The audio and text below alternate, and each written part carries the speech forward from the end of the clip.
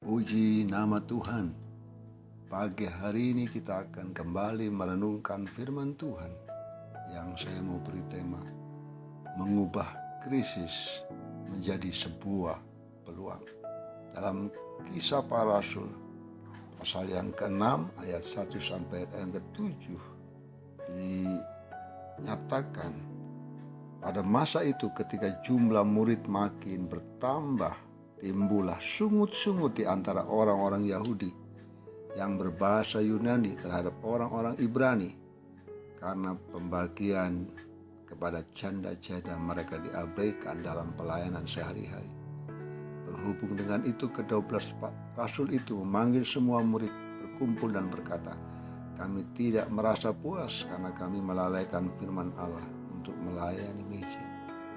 Karena itu saudara-saudara, pilihlah 7 orang dari antaramu yang terkenal baik, yang penuh roh dan hikmat, supaya kami mengangkat mereka untuk tugas itu."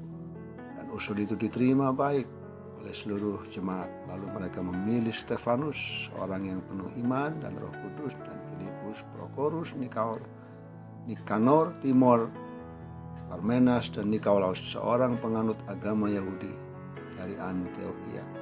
Firman Allah makin tersebar dan jumlah murid Yerusalem makin bertambah banyak.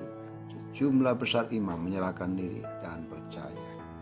Hari ini kita akan belajar bagaimana kita mengubah krisis menjadi peluang. Dalam tulisan Mandarin, untuk krisis adalah Weji, yang terdiri dari W itu artinya bahaya dan Ji itu artinya kesempatan.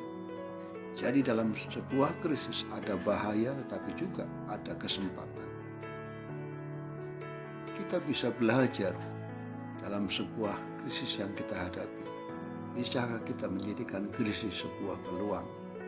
Ada banyak orang jatuh terjerembab pada saat krisis, tetapi ada pula yang menjadikan krisis sebagai peluang untuk membuat terobosan-terobosan yang baru, yang inovatif dan berguna.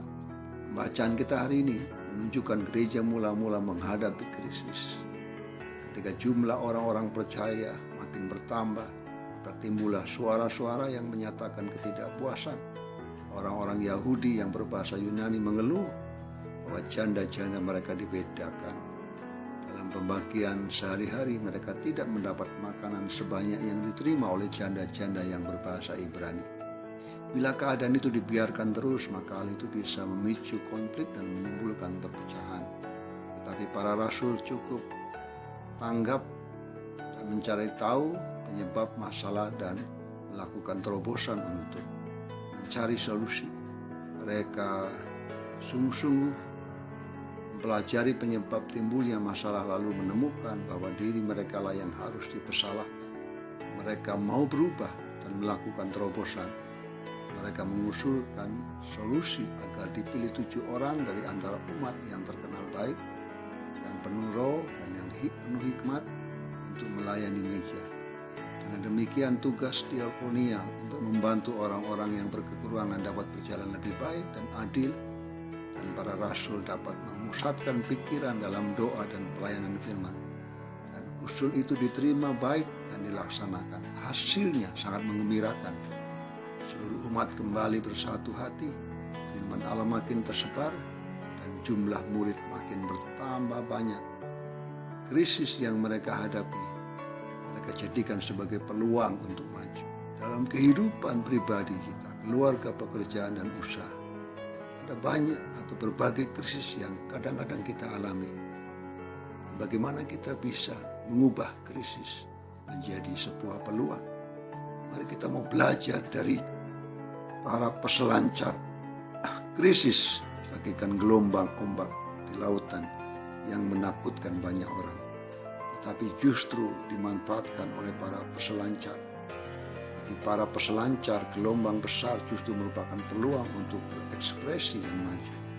Hendaklah kita memandang krisis-krisis yang ada seperti para peselancar memandang gelombang ombak di lautan.